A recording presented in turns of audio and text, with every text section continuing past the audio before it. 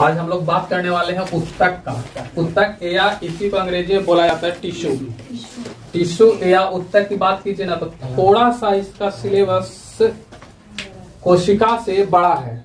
जितना बड़ा आपको कोशिका था ओकरा से थोड़ा सा ज्यादा बड़ा मिलेगा उत्तक, क्योंकि उत्तक का निर्माण ही होता है कोशिकाओं से मिलने के बाद। जैसे आपको पता है कि कोशिका क्या थी, कि अगर इसको मान के चलिए कि यहाँ पर से आपका कोशिका है तो इसमें बहुत सारे कोशिकांग होते थे, जैसे माइटोकॉन्ड्रिया, लाइसोसोम, राइबोसोम, गोल्जी उपकरण, कोशिका द्रव, ये सब के सब क्या था आपका कोशिकांग था। और इस सब कोशिकांग का अलग अलग काम, सब कोशिकांग जो इसमें मौजूद था उन सबों का काम आपका अलग अलग। और आज पढ़ने वाले हम लोग उत्तक, ठीक है। देखिए उत्तक की अगर बात कीजिएगा तो सिंपली आप उत्तक समझिए होता क्या है। तो उत्तक एक विशिष्ट प्रकार के कोशिकाओं का समूह होता है। मतलब बहुत सारा कोशिका जब मिल जाता है तो उससे निर्माण होता है उत्तक का। जब बहुत सारा कोशिका मिलेगा तो उससे किसका निर्माण होता है, उत्तक का। जैसे आप देखते हो ना, अगर सिंगल व्यक्ति है तो उसे समूह नहीं कहेंगे। जब वही 5, 6, 10, 20 व्यक्ति हो गया तो व्यक्तियों का समूह हो जाता है, तो उसका एक नया नाम पड़ जाता है व्यक्तियों का समूह या ग्रुप। तो इसी तरह से आप देखिएगा तो जब कोशिका आपको बहुत तरह का मिल जाएगा, सॉरी बहुत मनी मिल जाएगा, तो उसको हम लोग बोलते हैं उत्तक। लेकिन उसमें एक कंडीशन होनी चाहिए, और वो कंडीशन ये है कि जो कोशिका मिलेगी आपका वो कोशिका एक ही तरह के होनी चाहिए, और वैसे कोशिकाओं के समूह को ही बोला जाता है उत्तक। आप ये भी जानते हैं कि जो कोशिका बनता है वो बनता है इस सारी चीजों से, खनिज, लवण, प्रोटीन, वसा, ये सब चीज से मिलकर के क्या बनती है, कोशिका। और जब कोशिका बन जाता है तो आपको पता होना चाहिए कि कोशिका आपका सजीव है, सजीव। और जबकि इसके बारे में आप देखिएगा तो ये आपका सजीव नहीं है, ये सबके सब आपका पोषक तत्व है। और यहाँ देखिए अभी यहाँ पास जो है ना बहुत बड़ी चीज आपको समझनी चाहिए कि ये सबके सब पोषक तत्व है, और इस सब के मिलने से आपका किसका निर्माण हो रहा है, सजीव का। सजीव है ये। और जबकि इसकी बात कीजिएगा तो निर्जीव। तो अब आप समझिए कि जो सजीव है उन सजीव से मिलकर करके क्या, सॉरी निर्जीव है उन निर्जीव से मिलकर के क्या आपका बन रहा है, सजीव। अगर इस चीज की अगर बात कीजिएगा तो आपका निर्जीव है।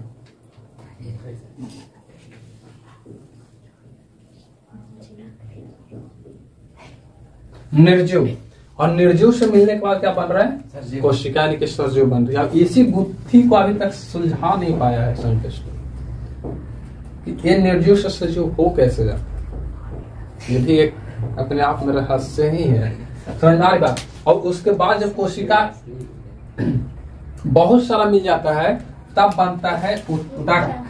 कोशिका के मिलने से क्या बनता है, उत्तक। और इसी उत्तक के बारे में हम लोग को पढ़ना है। देखिए चैप्टर आपका उत्तक, और इसी उत्तक के बारे में पढ़ना है। और जब बहुत सारे उत्तक मिल जाएगा तब वो निर्माण करता है अंग का। अंग आप जानते हैं, अंग का नाम भी याद करी होगी बचपन में, नहीं एगो पार्ट्स ऑफ बॉडी वाला किताब आता है, नाक, आंख, कान, ये सब अंग। तो इस तरह से क्या होता है, पहले किसका निर्माण होता है, कोशिका का। अब कोशिकाओं के समूह से क्या बनता है, उत्तक। और जब उत्तकों का एक समूह हो जाता है तो उससे बनता है अंग, और अंग मिलकर के निर्माण करते हैं अंग तंत्र का, और अंग तंत्र से फिर बनता है हमारा बॉडी, आपका भी बॉडी।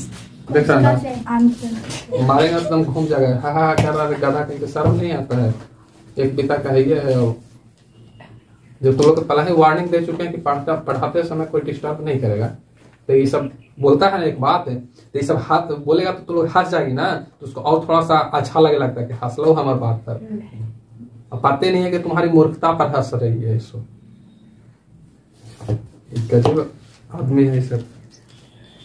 तो यहाँ पास देखिए क्या पढ़ा रहे थे कि अगर उत्तक है तो उत्तक से निर्माण होती है अंग का, और अंग जब बहुत सारे मिल जाते हैं तो अंग तंत्र बनता है, और अंग तंत्र से फिर आपका शरीर बनता है, और शरीर आप देख रहे हैं। तो यहाँ हम लोग को जो पढ़ना है ना वो उत्तक पढ़ना है। अब देखिए थोड़ा सा इस पर चर्चा किया है तो आपको हम बता दें कि अंग उत्तक में तो बहुत सारा आ जाएगा, इसमें नो डाउट। अंग तंत्र की अगर बात कीजिएगा या अंग की बात कीजिएगा तो अंग हाथ, तो हाथ हमारा एक अंग है।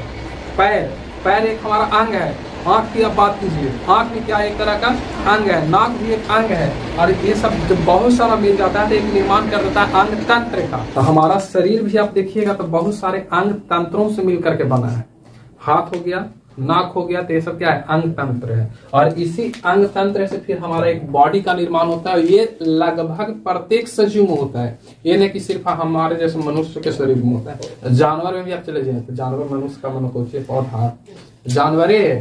तो यहाँ पर देखा जाए तो इस तरह से हमारा शरीर का निर्माण होता है। अगर कोई देखा जाए कि शरीर का निर्माण कैसे होता है, तो शरीर का निर्माण आपको सबसे पहले कोशिका मिलता है, कोशिकाओं के मिलने से उत्तक बनता है, और उत्तकों के मिलने से अंग और अंग तंत्र और शरीर, और इस शरीर का निर्माण होता है इस ढंग से। और इसमें हम लोग को पढ़ना है उत्तक। तो सबसे पहले आपको पता हुआ होगा कि उत्तक किसको कहते हैं, तो कोशिकाओं के विशिष्ट समूह को उत्तक कहा जाता है, जो एक ही तरह के कार्य करने के लिए सक्षम है। जैसे अगर इस पेट को बोलोगे तो दौड़ेगा कभी, पैर तुम्हारा गति करेगा, हाथ गति करेगा। नाक को बोलो कि देख तो कौन कौन है, देखेगा, कहीं नहीं देखेगा। अब जीभ को कहो कि सुगंध लो, सुगंध लेगा, ये टेस्ट लेगा। तो जीभ में जो कोशिका होगा उसकी अलग काम है, नाक में जो कोशिका होगी उसकी अलग काम है। तो हर एक तरह के जो उत्तक होता है उन उत्तकों का कार्य अलग अलग होता है। आप जीभ को कभी नहीं कह सकते हो कि तू सूंघ के बताओ कि गमक रहा है कि धमक रहा है, कभी नहीं, सूंघ भी नहीं करेगा, क्योंकि उसके अंदर में जो कोशिका विकसित हुआ है वो कोशिका स्मेल के पहचानने वाला है ही नहीं। और जब स्मेल नहीं पहचानेगा तो फिर वो सूंघ ही नहीं सकता है। तो इस तरह से हम लोग क्या करते हैं, कोशिकाओं को डिफाइन कर सकते हैं। और यहाँ पर अब हम लोग को पढ़ना है कि कोशिका होती कितनी तरह की है। तो कोशिका आपको देखा जाए तो दो तरह का, एक पादप कोशिका, एक जंतु कोशिका। ठीक है, तो हम लोग जंतु कोशिका को आज नहीं पढ़ेंगे, अगले क्लास में पढ़ेंगे, लेकिन पादप कोशिका को आज हम लोग पढ़ेंगे। ठीक है, देखिए पादप कोशिका और जंतु कोशिका को, जैसे आप जंतु कोशिका और पादप कोशिका पढ़े थे, तो इसमें पादप उत्तक और जंतु उत्तक भी होता है। तो देखिए पादप उत्तक और जंतु उत्तक, यहाँ कोशिका लिख दिए हैं, यहाँ पास हम लोग उत्तक पढ़ रहे थे, यहाँ पास कोशिका नहीं उत्तक होगा। ठीक है, पादप उत्तक और जंतु उत्तक।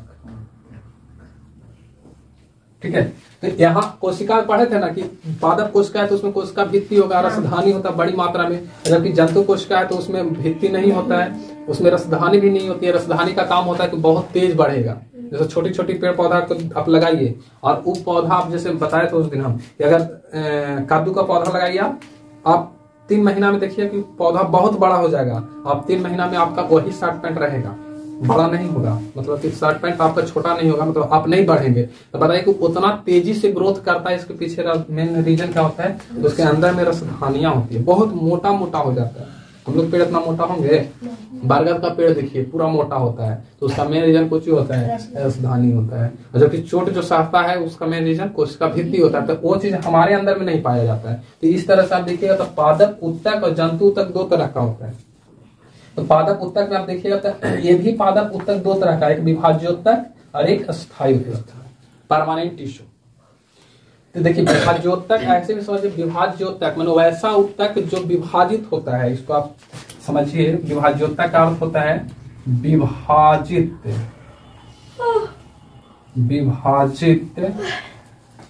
होने वाला उत्तक, इसको हम लोग बोलते हैं विभाज्योत्तक। और एक अस्थायी उत्तक होता है जिसको परमानेंट टिश्यू कहते हैं, और इसमें कोशिका विभाजन नहीं होता है। उत्तक इसमें देखा जाए तो इसमें जो है उत्तक का विभाजन नहीं होता है, उत्तक का विभाजन नहीं, ऐसे समझ नहीं आया होगा बोल देने से। अब हम आपको समझा। देखिए पेड़ पौधा को आप देखिएगा तो बढ़ता है। मान के चलिए कि यहाँ पास आप एक पेड़ लगाइए छोटा, तो इसमें आप देखिएगा तो एक पेड़ जो है जैसे जैसे समय बीतेगा तो पेड़ आगे बढ़ता जाता है।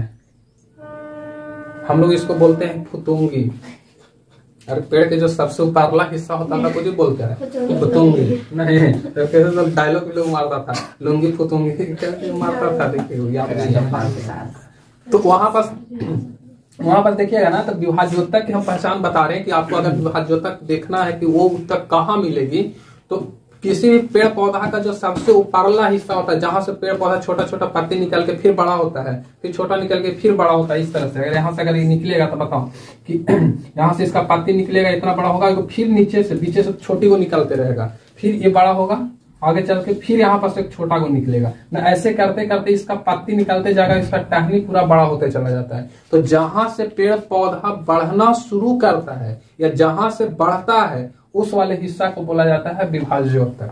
जैसे आप पेड़ पौधा का हम बता रहे हैं, आप देखे हैं, लेकिन पता नहीं आपका दिमाग काम कर रहा है कि नहीं, कि वो जो सबसे लास्ट किसी पेड़ पौधा को जो सबसे लास्ट कंसी जिसको हम लोग बोलते हैं, वहां पर देखिएगा गौर करके छोटा छोटा पत्ती निकलेगा। वही पत्ती कुछ दिन के बाद बड़ा हो जाता है और फिर वही जगह से फिर छोटा पौधा निकलेगा, फिर वो बड़ा होगा, फिर निकलेगा, फिर बड़ा होते होते बड़ा सा पौधा का रूप ले लेता है। जैसे आप अपने घर में देखिएगा अमरूद का पौधा लगाइए या किसी और चीज का पौधा लगाइए, तो वहां पास देखिएगा आपको, तो वो आपको इसी तरह से फेंकेगा। तो जहां पास से पेड़ पौधा बढ़ रहा है उसको हम लोग बोलते हैं, या वहां पास वाली जो उत्तक होगी, जैसे यहाँ पास जो उत्तक होगा इसको बोलेंगे विभाज्योत्तक।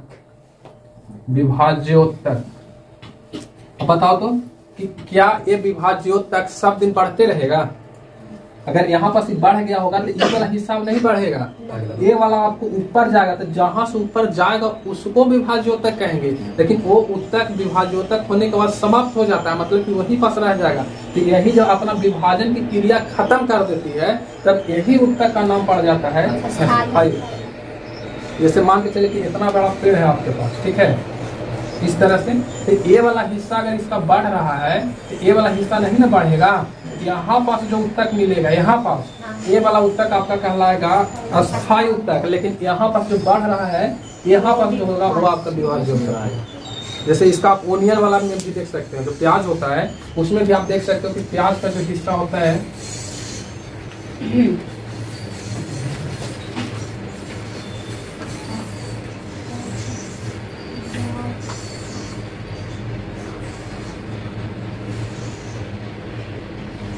इस तरह से, इसका रूट नीचे की ओर जाएगा और ऊपर इसका फुतुंगी समझ में आ रहा है ना।